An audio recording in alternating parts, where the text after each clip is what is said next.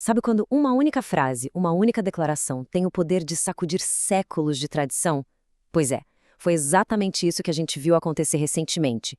E claro, a internet foi a loucura, com o debate super intenso. Hoje, a gente vai mergulhar fundo para entender o que está por trás dessa controvérsia toda. E tudo começou aqui, ó, com essa manchete. Ela é tipo o ponto zero da história, sabe? O epicentro do que virou um verdadeiro terremoto. Uma declaração do Papa Leão XIV sobre a Virgem Maria. E pronto.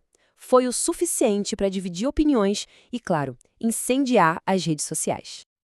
Aí fica aquela pergunta no ar, né? Mas o que ele disse afinal? O que foi tão polêmico assim? E mais importante, por que algumas palavras vindas do Papa causaram um rebuliço desse tamanho? É exatamente isso que a gente vai investigar agora. Para começar a entender a dimensão da coisa, é crucial lembrar que não estamos falando de uma opinião qualquer. A gente está falando do chefe da Igreja Católica. As palavras de um papa, gente, não são só palavras. Elas carregam um peso doutrinário gigantesco. E olha que impressionante! Bastou uma fala para a teologia virar o assunto do momento nos feeds. Isso mostra uma coisa, né? Hoje em dia, na era digital, uma discussão que antigamente ficaria trancada lá nos muros do Vaticano, de repente vira um fenômeno global, em questão de horas.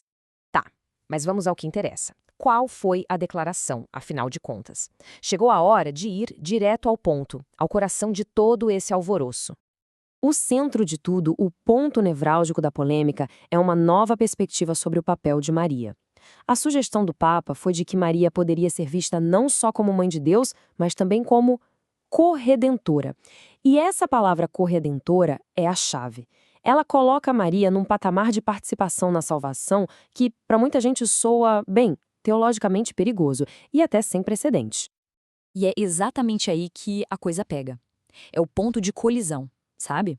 A tradição batendo de frente com a mudança. Porque essa nova ideia, essa nova perspectiva, ela não surgiu do nada. Ela vai de encontro diretamente com doutrinas que estão aí estabelecidas há séculos. Para a gente captar a real importância disso, a gente precisa falar um pouquinho sobre os dogmas marianos. Olha, isso não é uma questão de opinião ou de uma crença qualquer. Dogmas são considerados verdades reveladas por Deus, segundo a Igreja. São literalmente os pilares que sustentam a fé católica quando o assunto é Maria. Essa comparação aqui resume a atenção de forma perfeita. De um lado, a gente tem a doutrina de sempre, aquela que vê Maria como uma intercessora sim, muito especial, mas uma intercessora. E do outro, a gente tem essa nova perspectiva do Papa, que a coloca nesse papel de corredentora. Para muitos, isso soa como algo que se aproxima perigosamente de um status divino. E é essa quebra, essa ruptura que está no centro de toda a discussão. Como era de se esperar, a internet simplesmente explodiu. Aquele debate teológico que normalmente ficaria lá nos seminários, de repente tomou conta do Twitter, do Facebook, de tudo. Então vamos dar uma olhada no que as pessoas estão dizendo, nas vozes que apareceram nesse debate todo. Primeiro, vamos ver o lado mais tradicionalista. Para esse grupo, a declaração do Papa soou como uma afronta, um desrespeito a séculos de ensinamentos sagrados. A preocupação deles é real, sabe? Sobre para onde a igreja está indo. Agora, do outro lado da moeda, tem o pessoal que a gente pode chamar de reformista. Para eles, o que o Papa disse não é uma quebra com o passado. Pelo contrário, é uma evolução. Um passo que era necessário para conectar a fé com o mundo de hoje, com as questões atuais.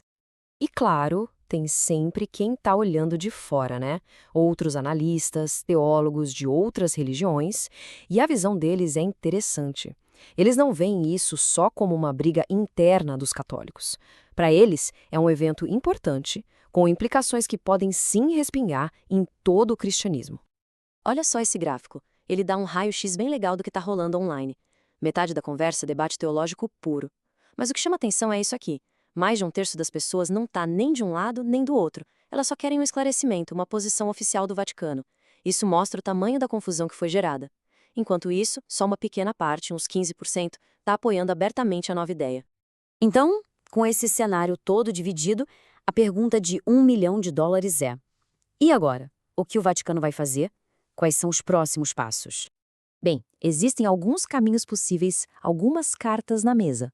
O Vaticano pode, por exemplo, soltar uma nota oficial para esclarecer tudo e acalmar os ânimos.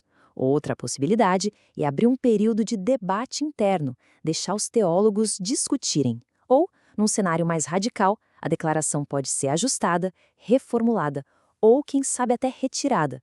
Cada uma dessas opções, claro, muda completamente o futuro dessa doutrina. E a gente termina com essa reflexão.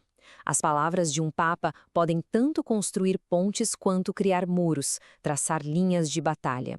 A grande questão é, nesse caso específico, o que vai ser, uma ponte ou um muro? É uma pergunta que, por enquanto, fica no ar, e a nós só resta acompanhar de perto os próximos capítulos dessa história.